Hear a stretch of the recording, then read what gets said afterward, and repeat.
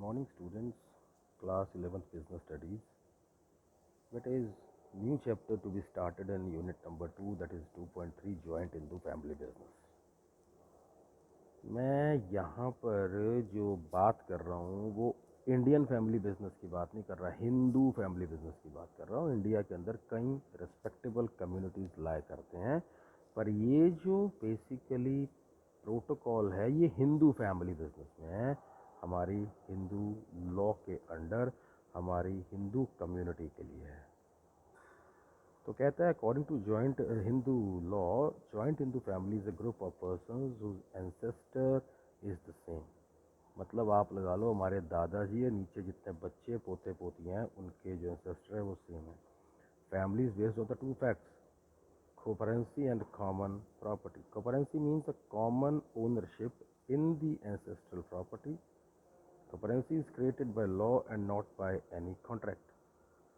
According to it, an individual gets the right in the ancestral property immediately after birth. जैसे ही आप पैदा होते हैं एक फैमिली में, आपको ancestral property में, दादा की प्रॉपर्टी में एक राइट मिल जाता है।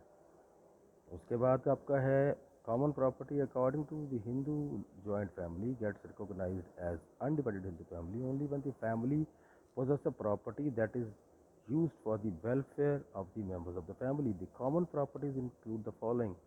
एक तो ancestral property, एक property created with the help of the ancestral property, एक personal property treated as property of the family. ये क्या है? According to law, Hindu joint family gets recognized as an undivided Hindu family only when the family possesses a property that is used for the welfare of the all the members in the family. जब सबके भले के लिए आप इस property को use करते हैं।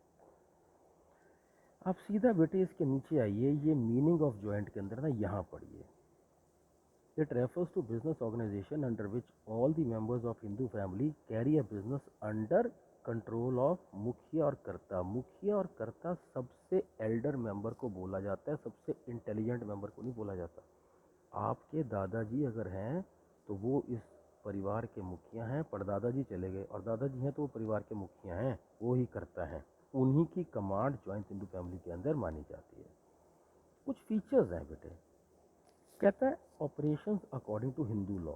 The joint Hindu family business is directed according to Hindu law. The rights and duties are members of the families are decided as per this law. Hindu law बेटे एक लिखा हुआ लॉ है जिसके हिसाब से आपको आपके राइट्स मिलते हैं। कैसे? मैनेजमेंट बाय कर्ता। कर्ता मतलब एल्डेस्ट मेंबर, वो गलत कहे सही कहे मैनेजमेंट उसी की चलेगी। लिमिटेड लाइबिलिटी क्या होता है?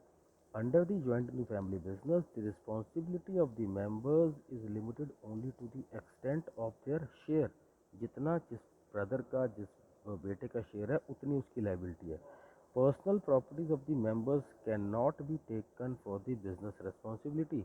उनकी पर्सनल प्रॉपर्टी को बिजनेस में आप बेसिकली यूज़ नहीं कर सकते या कर्जे को उतारने के लिए बेच नहीं सकते।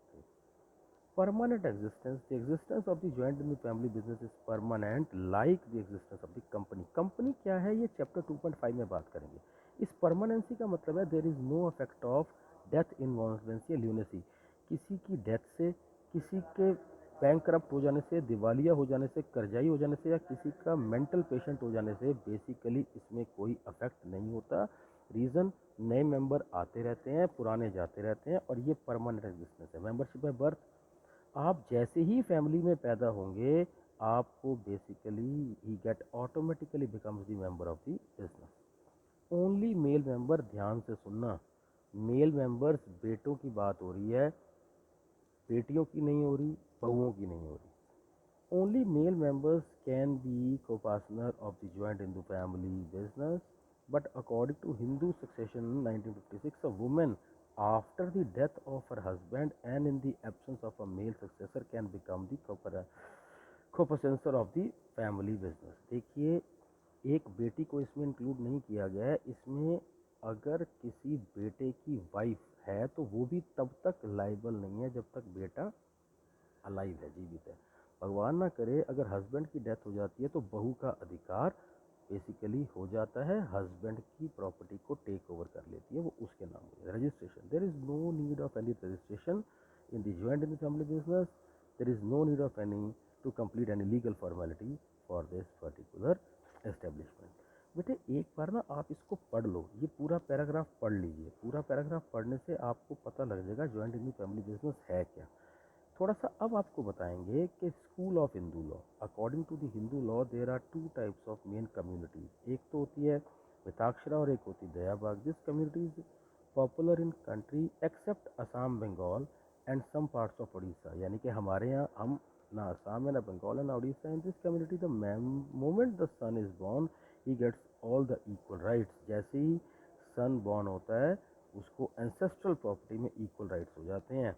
ध्यान से सुनना, सन बॉर्न होता है तो उसको एंसेस्ट्रल मतलब दादे की प्रॉपर्टी में इक्वल राइट्स हैं।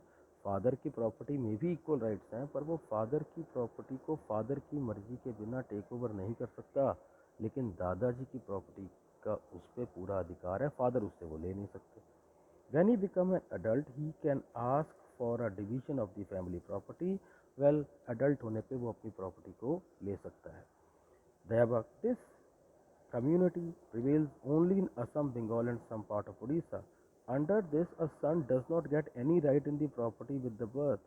यहाँ पर पैदा होने से कोई अधिकार नहीं है। Ancestral properties remain under the absolute ownership of the father throughout his lifetime. A son gets the right in the property only after the death of the father. यानी कि दादे की प्रॉपर्टी पे अधिकार पोते का नहीं होगा पैदा होने पे। दादे की प्रॉपर्टी पे अधिकार फादर का ही होगा। जब फादर चला जाएगा तब वो बेटों के नाम होती है। एक बार इसको पढ़िए, उसके बाद नेक्स्ट लेक्चर में हम इसके मेरिट डिमेरिट पढ़ेंगे। That's it. लेकिन just one more thing, please do not ignore to read it, please do not ignore to make notes of it. अगर आप इसके नोट्स बनाएंगे, well you will be basically get full knowledge of the chapter. Good bye.